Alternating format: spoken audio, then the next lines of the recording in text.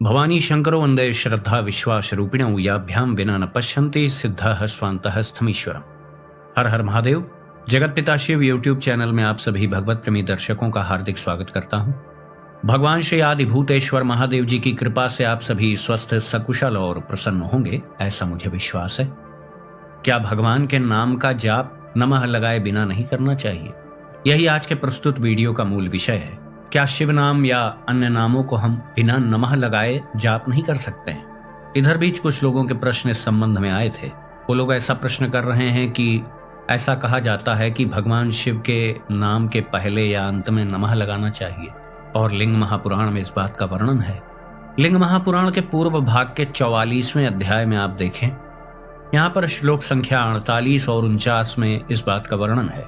श्लोक संख्या 48 एंड 49 कहा जा रहा है, नमस्कार विहीनस्तु नाम उद्गिर्येत भवे ब्रह्मग्न दश संतुल्यम तस्य पापम गरीयसम तस्मात् सर्व प्रकारेण नमस्कारादिमुच्चरेत आदौ कुर्यान् नमस्कारम तदन्ते शिवतां व्रजेत। अर्थात यदि कोई मनुष्य बिना नमस्कार के ही शिव के नाम का उच्चारण करता है तो उसे 10 ब्रह्म हत्या के समान घोर पाप लगता है। अतः सब प्रकार से नाम के आदि में नमस्कार यानी नमः का उच्चारण करना चाहिए। आदि में नमः अवश्य लगाना चाहिए। ऐसा करने वाला शिव तत्व को प्राप्त होता है। आदौ कुर्यान् नमस्कारम तदन्ते शिवतां व्रजेत। अब यहाँ पर आप देख लीजिए, स्पष्ट रूप से दिख रहा है कि भावार्थ में ही एक स्टार का चिन्ह लगा हुआ है और नीचे इसका स्पष्टीकरण भी दिया गया है। अनुवादक के द्वारा यह स्पष्टीकरण भी दिया जा रहा है कि शिव मंत्र की दीक्षा प्राप्त कर विधि पूर्वक जप करने के लिए यह वचन है। नाम जप की महिमा के अनुसार श्रद्धा पूर्वक नाम जप भी किया जा सकता है। तो यह तो हो गई मूल संस्कृत श्लोक की बात कि लिंग पुराण में वास्तविक रूप में क्या वर्णन किया गया है। यहाँ पर आपने स्पष्ट रूप से जान लिया कि यदि कोई मनुष्य बिना नमस्कार के ही शिव जी के नाम का उच्चारण करता है तो उसे 10 ब्रह्म हत्या के समान घोर पाप लगता है। इसलिए सब प्रकार से नाम के आदि में नमस्कार यानी नमः का उच्चारण करना चाहिए। ये हो गई लिंग महापुराण की बात। आगे शिव महापुराण के विषय पर भी आएंगे, लेकिन पहले यहाँ पर इस बात को स्पष्ट रूप से समझ लीजिए। सबसे पहले तो यह आप जानिए कि नमः लगाया कहाँ जा सकता है। आपने कभी किसी को ऐसे बोलते सुना है, नमः राम, नमः गणेश, नमः दुर्गा, नमः शिव, नमः हनुमान? सुना है कभी आप? इसलिए नहीं सुना क्योंकि यह व्याकरण के नियमों के विपरीत है।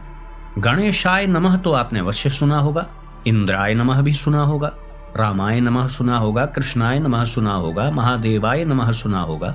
बात को बिल्कुल अच्छे से समझिए, बहुत सरलता से मैं समझा रहा हूँ। शिव नमः आपने कहते किसी को सुना है क्या? शिव नमः, भगवान शिव को मैं नमस्कार करता हूँ, ऐसा कोई बोले तो वो समझ में आता है कि भाई हिंदी में बोल रहा है वो, और बिल्कुल शुद्ध व्याकरण का भी उसमें प्रयोग हुआ है कि मैं भगवान शिव को नमस्कार करता हूँ, मैं भगवान शिव को प्रणाम करता हूँ।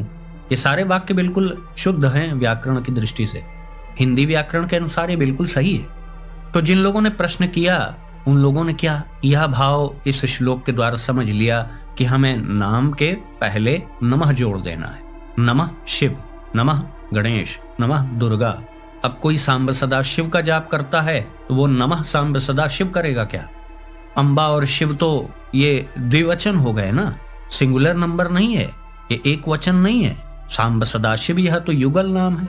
भाई संस्कृत के कुछ नियम होते हैं ना, चतुर्थी विभक्ति के साथ नमः का प्रयोग होता है। शिवाय नमः, गणेशाय नमः, दुर्गाय नमः, रामाय नमः, कृष्णाय नमः, बजरंगाय नमः। चतुर्थी विभक्ति के साथ नमः लग रहा है ना। इसीलिए तो मैंने आपसे पहले ही पूछ लिया कि आपने कभी किसी को कहते या कहीं लिखा हुआ भी आपने देखा है क्या कि शिव नमः लिखा है या नमः शिव लिखा है? नमः का प्रयोग तो चतुर्थी विभक्ति के साथ होता है ना। श्री गणेशाय नमः, श्री सूर्याय नमः, श्री शनश्चराय नमः। यह सब उदाहरण मैं दे रहा हूं, आप स्वयं विचार कर लें। आगे मेरा अंतिम उत्तर क्या है वो मैं बाद में बताऊंगा, लेकिन आप स्वयं विश्लेषण कर लें ना। किसी की बताई हुई बातों में तो फंसना ही नहीं चाहिए। मेरा सदैव यह प्रयास होता है कि मैं आपको वास्तविकता से परिचित कराऊं। इसीलिए आपने देखा होगा कि अधिकांश रूप से इसी चैनल पर पुराणों से संबंधित मूल श्लोक भी प्रस्तुत किए जाते हैं, जिसमें शंका की कोई गुंजाइश न रह जाए। तो अभी तक आप यह तो समझ गए ना कि नमः केवल नाम के साथ नहीं लगाया जा सकता है। कहीं लगाया गया हो तो मुझे उदाहरण दीजिए, कमेंट में लिखिएगा तो मैं भी पढ़ूंगा उसे। नाम की चतुर्थी विभक्ति के साथ नमः लगता है। शिवाय नमः, शिव जी को मैं नमन करता हूं। शिव नमः का कोई मतलब नहीं बनता है, यह अशुद्ध वाक्य है। शिव नमः या नमः शिव, यह बिल्कुल अशुद्ध वाक्य है, इसका कोई मतलब नहीं। शिवाय नमः, नमः शिवाय, इन दोनों का अर्थ है व्याकरण की दृष्टि से बिल्कुल अच्छे हैं।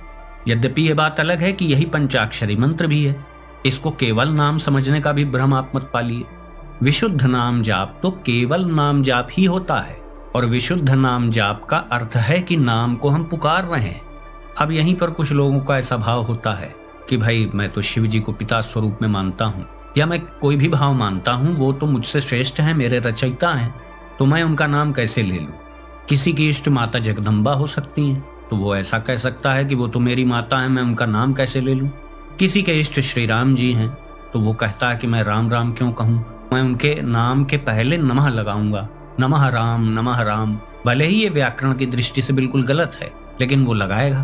तो इस तरह का हट करना है कहाँ तक उचित है। दुनिया में किसी ने भी, किसी एक व्यक्ति ने भी नमः राम जाप किया हो तो मुझे बताइए उदाहरण दे करके। कमेंट बॉक्स में आप सबका स्वागत है। नमः राम या राम नमः इस तरह किसी ने जपा हो तो मुझे बताइए।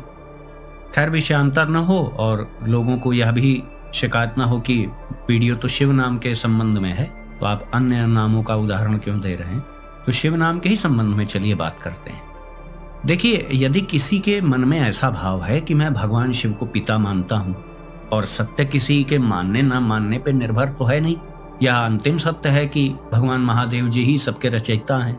इस पूरी सृष्टि के पिता भगवान महादेव जी। जब सब कुछ समाप्त हो जाता है तब भी वही रहते हैं। अब कोई ऐसा भक्त है जो स्वयं को भिन्न देख रहा है और प्रभु को भिन्न देख रहा है, द्वैत भाव से भक्ति कर रहा है, तो निश्चित रूप से उसके मन में यह भाव हावी रहेगा कि भाई मैं अपने पिता का नाम कैसे ले लूं। वैसे नियम तो यह है कि पिता का नाम लिया ही नहीं जाता है। कहाँ लिया जाता है? पिताजी कहेंगे, आप पापा कहेंगे, डैडी कहेंगे, जो भी कहना है कहेंगे। ऐसा विधान भी तो संसार में नहीं है ना कि अपने पिताजी का नाम आप श्री लगा के लेते ही रहें, उन्हें श्री लगा के आप बुलाएं। यह भी तो शिष्टाचार का उल्लंघन है। यदि आप पिताजी को श्री लगा करके नाम से नहीं बुलाते हैं, केवल पिताजी कहते हैं, तो फिर आप भगवान के नाम जाप के चक्कर में ही क्यों पड़ रहे हैं? बहुत गहरी बात बोल रहा हूं, इसका बहुत सोच के उत्तर दीजिएगा। जब आप सांसारिक पिता वाला भाव भगवान महादेव जी पे आरोपित कर रहे हैं, तो अपने पिताजी का तो आप नाम लेते ही नहीं है, उन्हें केवल पिताजी आप कहते होंगे ना, या जिस भी भाषा में आप बोलते होंगे उन्हें पिताजी ही कहते होंगे।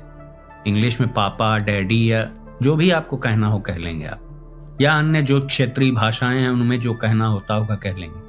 अब मान लीजिए किसी के पिता का नाम XYZ है, तो कोई पुत्र उन्हें ऐसे थोड़ी बुलाएगा, श्री XYZ यहाँ आइए, श्री XYZ कृपया मेरी हेल्प कर दीजिए, श्री XYZ मुझे कुछ पैसों की जरूरत है। ऐसा तो कहते नहीं ना। पिताजी कह के आप संबोधित करेंगे, या आप जिस भाषा में बात करते होंगे उस हिसाब से आप पिताजी को संबोधित करेंगे। सांसारिक पिता का आप नाम कहाँ ले रहे हैं? तो मैं यहीं पे ध्यान केंद्रित करा रहा हूं कि जब सांसारिक पिता को भी आप नाम से नहीं बुलाते हैं, तो आप नाम जाप के चक्कर में ही क्यों पड़ रहे हैं? तो आपको भगवान महादेव जी का ही नाम क्यों लेना है और नमः लगा के लेना है? अब एक और भी बहुत बड़ा उदाहरण मैं दे रहा हूं। आद्य जगत गुरु भगवान शंकराचार्य जी ने निर्वाण षटकम में बार बार यह पद बोला है ना, चिदानंद रूपः शिवोहम शिवोहम, मैं शिव हूं, मैं शिव हूं, शिवोहम शिवोहम, बार बार उनके निर्वाण षटकम स्तोत्र में आया है, मैं शिव हूं, मैं शिव हूं। अद्वैत मार्ग में तो शिवोहम शिवोहम का जाप ही किया जाता है। इस अभ्यास के द्वारा अपने मन, बुद्धि, चित्त और अहंकार को इष्टोन्मुख किया जाता है। मैं शिव हूं, इसका अभ्यास करने से बुरी वृत्तियों पर नियंत्रण लाया जाता है। अलग अलग मार्ग हैं प्रभु को प्राप्त करने के। हमारे ही शास्त्रों में हर विधान है ना। एक तरफ भगवान को पिता भी मानने का विधान है, तो एक तरफ अद्वैत मार्ग भी है। वही उदाहरण तो मैं दे रहा हूं ना कि आद्य जगत गुरु भगवान शंकराचार्य जी तो इस बात पर जोर दे रहे हैं कि मैं शिव हूं। शिवोहम शिवोहम का जो जाप कर रहा है वह तो नमः नहीं लगा रहा है आगे पीछे कहीं भी। केवल नाम के साथ नमः कभी लगता नहीं है। नाम की चतुर्थी विभक्ति के साथ नमः लगता है। तो इसी सिद्धांत के अनुसार यदि हम नमः शिवाय बोलेंगे तो यह तो पंचाक्षरी मंत्र हो गया ना। तो यहाँ पर बिल्कुल आसानी से आप समझ लीजिए कि नाम की चतुर्थी विभक्ति का उच्चारण नमः के बिना नहीं किया जाना चाहिए। नमः शिवाय को नाम जाप समझेंगे तो यह तो पंचाक्षरी मंत्र है ना, शिव महापुराण में स्पष्ट वर्णन है, जाकर के देखिए आप। भगवान सदाशिव जी के पंचमुखों से जो 5 वर्ण प्रकट हुए, उन्हीं से तो इस मंत्र का अस्तित्व है।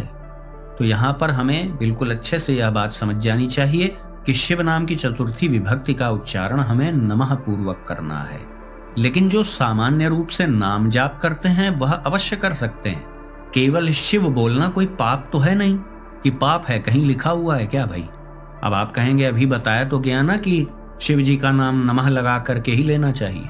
तो भैया मैं कह तो रहा हूं कि फिर बताओ कहाँ पे लिखा हुआ है कि नमः शिव?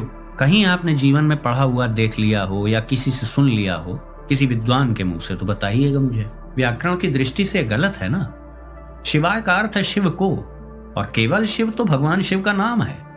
आप ये तर्क देंगे कि मैं शिव जी को पिता मानता हूं इसलिए मैं उनका नाम नहीं लूंगा, मेरी ऐसी भावना है, तो मुझे कोई आपत्ति नहीं है, आप जो चाहे वो करें। लेकिन बस फिर इस बात पे भी ध्यान केंद्रित करिए कि जो आपके सांसारिक पिता हैं, नाम तो आप उनका भी नहीं लेते हैं, उनको केवल पिताजी कहते हैं। तो भगवान महादेव जी को ही परम पिता कह लीजिए आप। नाम लेने की आवश्यकता ही क्या है फिर आपको? सांसारिक पिता को केवल पिताजी कहेंगे और भगवान का आपको नाम ही लेना है। भाई जब वो आपके पिता हैं तो आपको नाम लेना ही क्यों है? केवल पिताजी या परम पिता कह के संबोधित करिए उनको। जगत पिता कह लीजिए, सृष्टि के पिता कह लीजिए। भाई बिल्कुल ईमानदारी से आप विचार कर लें इस बात पे। जब आप स्वयं कह रहे हैं कि वो मेरे पिता हैं तो आपको नाम लेना ही क्यों उनका? सांसारिक पिता का भी तो नाम नहीं लिया जाता है, नाम लेके थोड़ी बुलाते हैं पिताजी।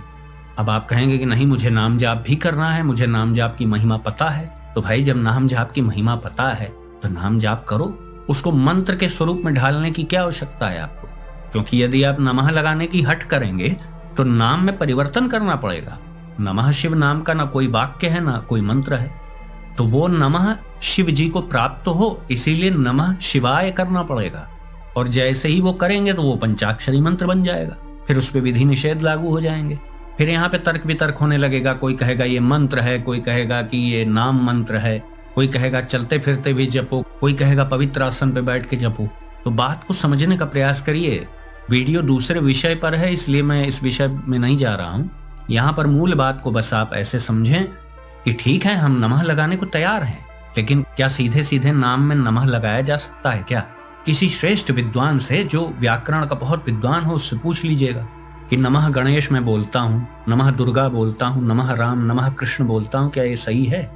हाँ, कोई कृष्णाय नमः, कोई रामाय नमः, कोई दुर्गाय नमः, कोई गणेशाय नमः कहता है, तो ये व्याकरण की दृष्टि से बिल्कुल सही है। तो ऐसे यदि आप जपना चाहते हैं तो आप जपिए, लेकिन फिर उसे आप नाम जाप नहीं कह सकते हैं, वह तो नाम मंत्र जाप हो गया। नाम जाप तो विशुद्ध नाम जाप है, न श्री न ओंकार न नमः, कुछ भी नहीं लगाना। श्रीमद् भागवत महापुराण का विचार भी सुन लीजिए आप। अज्ञानाद् अथवा ज्ञानाद् उत्तम श्लोक नामयत् संकीर्तितमघम पुंसो देहे देधो यथा नला। अनजाने में, ज्ञान से, अज्ञान से, किसी भी प्रकार से भगवान का नाम उच्चारण करने से वह अपना फल दे करके ही रहता है। अग्नि आपसे कभी यह अपेक्षा नहीं करती है उसके महत्व को आप स्वीकार करें, उसके आगे नतमस्तक हो जाएं। अग्नि ऐसा नहीं चाहती है, उसे किसी भी भाव से आप छू लीजिए वो आपको जलाएगी। श्रीमद् भागवत महापुराण में नाम के संबंध में ऐसी बातें बताई गई। नाम अपने आप में परिपूर्ण है, वह श्री, नमः, ओंकार आदि पर निर्भर नहीं है। वस्तु की स्वाभाविक शक्ति इस बात की प्रतीक्षा नहीं करती है कि वह मुझ पर श्रद्धा रखता है कि नहीं। अमृत में आप श्रद्धा रखें अथवा न रखें, पी लीजिए तो आप अमर हो जाएंगे। इसी प्रकार भगवान का नाम अपनी स्वाभाविक शक्ति, पाप नाश की शक्ति के लिए किसी के विश्वास या अविश्वास की अपेक्षा नहीं रखता। बात को समझने का प्रयास करें कि नाम जाप अपने आप में बिल्कुल अलग साधन है, इस पे कोई सिद्धांत लागू ही नहीं होता है। अब यदि यह भाव आप रखेंगे कि भगवान का नाम हम नमः लगाए बिना लेंगे ही नहीं, तो पहले तो बेचारे उन सब लोगों को पाप लगना चाहिए जो रोज हर हर महादेव बोलते हैं। इसमें तो तीनों नाम भगवान के हैं, हर हर महादेव, और तीनों में आगे पीछे कहीं नमः नहीं लगा हुआ है। हर हर महादेव बोलना भी तो फिर गलत हो गया ना, यदि नमः लगाना आवश्यक है तो। महादेव महादेव महादेवेति यो वदेत एकेन मुक्तिमाप्नोति द्वाभ्याम शंभूरिणी भवेत्। ब्रह्म वैवर्त पुराण में तो ऐसा वर्णन है कि महादेव महादेव महादेव 3 बार जिसने ऐसा बोला, एक नाम से तो उस नाम जापक को मुक्ति मिलती है और शेष 2 नामों के प्रभाव से भगवान शिव उसके ऋणी हो जाते हैं। तो वहां तो प्रभु ने नहीं कह दिया कि नहीं भाई नमः के साथ ही 3 नाम लेना, शिव महापुराण कहती है, शिवेति नाम दावाग्नैर महापातक पर्वताः भस्मी भवन्त्यनायासात् सत्यम सत्यम न संशया। कितना अद्भुत श्लोक है। यह श्लोक मुझे बहुत प्रिय है क्योंकि यह स्पष्ट रूप से भगवान शिव के नाम की महिमा का बखान करता है। शिवेति नाम दावाग्नैर, शिव नाम रूपी जो महाअग्नि है उन बड़े बड़े विशाल काय पापों के जो पहाड़ हैं उसे भस्मीभूत कर देती है। यहाँ पे भी कहीं कहा नहीं गया है कि शिव नाम तब काम करेगा जब उसके आगे या पीछे आप नमः लगा देंगे। भगवान शिव का नाम अपने आप में परिपूर्ण है।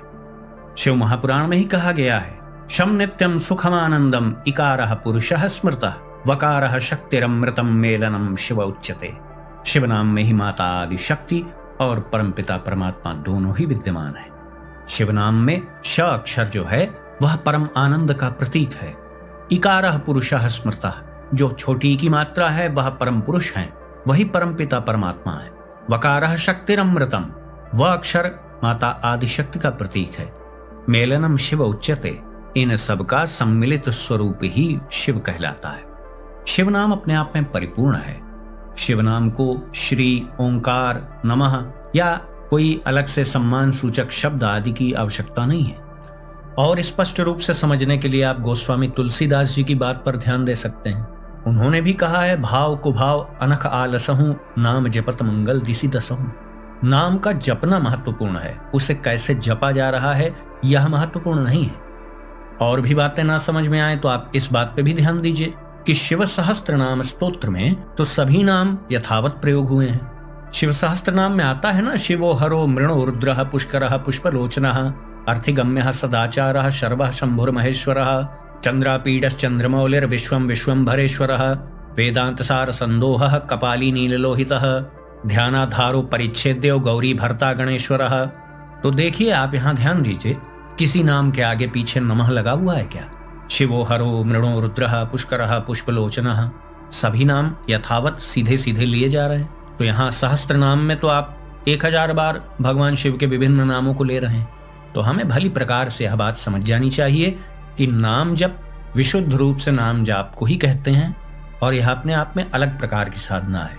एक ऐसे साधन की व्यवस्था इसलिए की गई है कि जिसका प्रयोग हर व्यक्ति कर सके, चाहे वो ज्ञानी हो, अज्ञानी हो, महिला हो, पुरुष हो, बालक हो, वृद्ध हो, अशक्त हो, स्वस्थ हो, बीमार हो, अशुद्ध स्थिति में हो, शुद्ध स्थिति में हो, कैसी भी परिस्थिति में हो, नाम जप का प्रयोग हर व्यक्ति कर सकता है।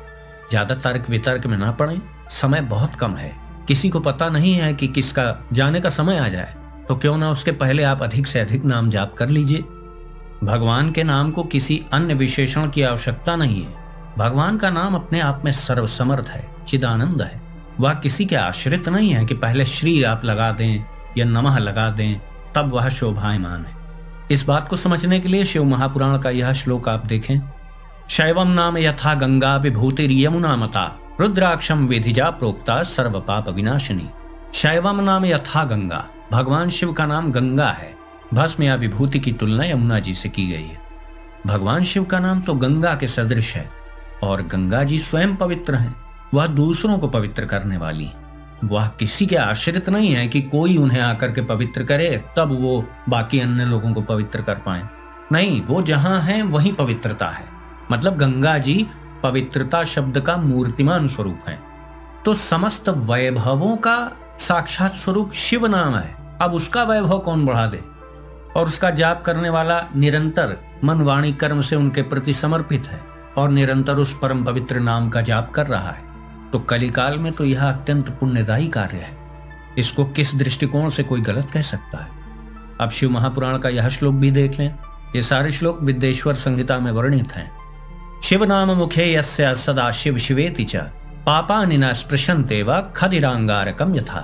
अर्थात जिनके मुख में भगवान शिव का नाम है, जो अपने मुख से सदा शिव शिव इस नाम का उच्चारण करते रहते हैं, पाप उनका उसी तरह स्पर्श नहीं करते जैसे जलते हुए अंगारे को कोई छूने का साहस भी नहीं करता है। तो यहाँ तो स्पष्ट वर्णन है ना कि शिव नाम मुखे यस्य सदा शिव शिवेति च, जिनके मुख में भगवान शिव का नाम है, जो अपने मुख से सदा शिव शिव शिव शिव इस नाम का उच्चारण करते रहते हैं, पाप राशियां उस व्यक्ति का उसी प्रकार से स्पर्श नहीं कर पाती हैं जैसे जलते हुए अंगारे को कोई छूने का साहस नहीं करता है। तो शिव महापुराण के इस श्लोक से तो बिल्कुल स्पष्ट है ना। यद्यपि यह श्लोक न भी देखा जाए तो भी सब कुछ स्पष्ट है, लेकिन फिर भी आपको पूरी तरह से सारी बातें स्पष्ट रहें इसलिए मैंने यह श्लोक भी बोल दिया। एक और भी महत्वपूर्ण श्लोक है, शिव नाम तरीम प्राप्य संसाराब्धिम तरंती ये संसार मूल पापानि तानि नश्यन्त्य संशयम। अर्थात जो शिव नाम रूपी नौका पर आरूढ़ होकर संसार समुद्र को पार करते हैं, उनके जन्म मरण रूप संसार के मूलभूत वे सारे पाप निश्चय ही नष्ट हो जाते हैं। संसार मूल भूतानाम पातकानाम महामुने शिव नामक कुठारेण विनाशो जायते ध्रुवम। अर्थात संसार के मूलभूत पातक रूपी यानी पाप रूपी वृक्ष का शिव नाम रूपी कुठार से यानी कुल्हाड़ी से निश्चय ही नाश हो जाता है। अब शिव नाम की महिमा कहाँ तक बताई जाए, जितना भी कहा जाए कम है, लेकिन इतनी बातों से बिल्कुल स्पष्ट हो गया कि सीधे सीधे नाम के आगे नमः लगाया ही नहीं जा सकता है। नाम की चतुर्थी विभक्ति के साथ नमः आप लगाएंगे ना, जैसे गणेशाय नमः, रामाय नमः, कृष्णाय नमः। और शिव नाम की चतुर्थी विभक्ति के साथ यदि आपने नमः लगाया तब तो वह पंचाक्षरी मंत्र बन गया, वह नाम जाप थोड़ी कहलाएगा। नाम जाप का अर्थ होता है विशुद्ध रूप से केवल नाम का जाप करना। और अंत में सभी बातों का सार आपको बता दूं कि शिव नाम एक औषधि की तरह है, उसमें कोई घटाव बढ़ाव आपको नहीं करना है, जैसे मिल रही है वैसे ग्रहण कर लीजिए, बस आनंद आ जाएगा। अब भाई करके देखोगे तो आनंद आएगा। तो मैं समझता हूं कि जितनी भी बातें बताई गई उससे आप सभी का भ्रम दूर हो गया होगा, वास्तविकता क्या है यह स्पष्ट हो गया होगा। तो यह वीडियो हम यहीं समाप्त करते हैं। यदि वीडियो आपको उपयोगी लगा और पसंद आया तो इसे लाइक करें, अपने मित्रों बंधु बांधवों के साथ शेयर करें। इस चैनल पर यदि आप पहली बार आए हैं तो कृपया इस चैनल को सब्सक्राइब करें।